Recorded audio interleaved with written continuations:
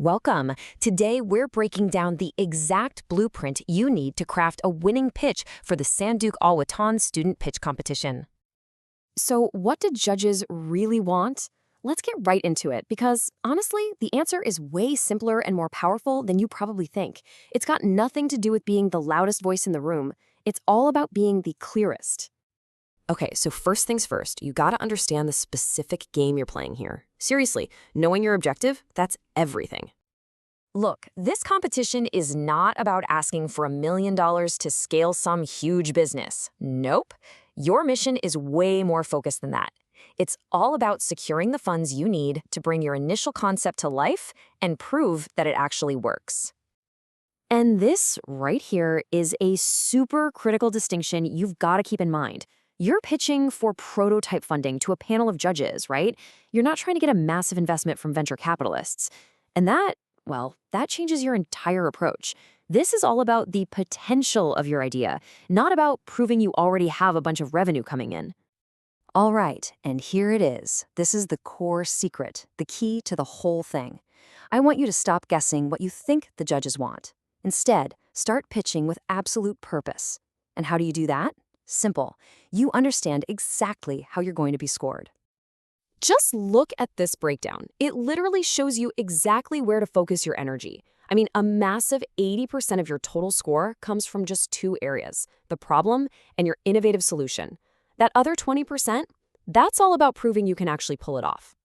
So let's really break down this evaluation blueprint. I want you to think of this as your treasure map.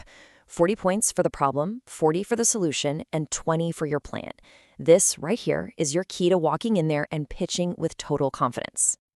Okay, so let's dive into that huge 80% chunk. Because let's be real, this is where you're going to win or lose the competition. First up, you absolutely, positively must prove there's a real, painful problem that just has to be solved. And please, don't be vague about it. You need to show who is affected, why it's such a big deal, and you've got to bring the receipts. I'm talking data, interviews, anything that makes the problem completely undeniable. All right, next up, you have to show that your solution isn't just another app or some random gadget. It needs to be a genuinely innovative approach. So, explain how it creates value and maybe how it could one day sustain itself. And this is crucial. Your idea has to align with and reflect UAE values and culture. That's a big one.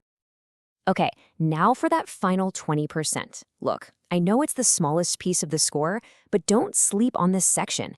This is what makes your entire pitch credible. It's the part that proves you can actually take that grant money and turn it into a tangible, working prototype. So what do the judges need to see? A clear, credible 12-month roadmap. This can't just be some fantasy you cooked up. It has to be a real plan. When you show them that you've thought through the entire process, from the initial design all the way to the final demo, man, that builds so much trust. Really, this all comes down to building the judges' confidence in you. They're thinking, okay, who on this team is doing what? Do they actually have the skills to pull this off? And what's their plan for when things inevitably go wrong? When you show that you've already thought about these challenges, it proves your team is ready to execute. Okay, so the strategy should be crystal clear now. So let's talk about building the actual tools you're going to use on pitch day. We need to structure your story for maximum impact.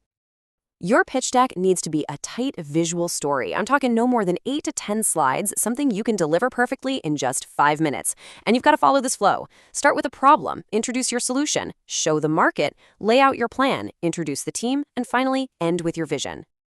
And hey, let's not forget what that 5-minute story is all about. This is what you're aiming for. These are the awards up for grabs in each category. With this kind of funding on the line, you better believe every single detail of your pitch really, really counts. Now remember, you have to choose one and only one of these categories. You can't be all over the place. The judges are looking for deep, focused solutions that really align with these national priorities. Trust me on this, they reward depth, not breadth. So once you've picked your category and you've really focused your idea, we need to talk about the single most important element of your pitch. And spoiler alert, it isn't on any of your slides. It's you. You've got to remember, your delivery and your confidence are just as important as what's on your slides. You need to embody the role of a founder, tell a compelling story, speak with purpose and conviction, back everything up with evidence, and present yourselves as a united, capable team. And here's a really crucial mindset shift that you have to make. I need you to remember this. The judges are not there to trip you up or catch you out. They are on your side. They are genuinely actively rooting for you to succeed.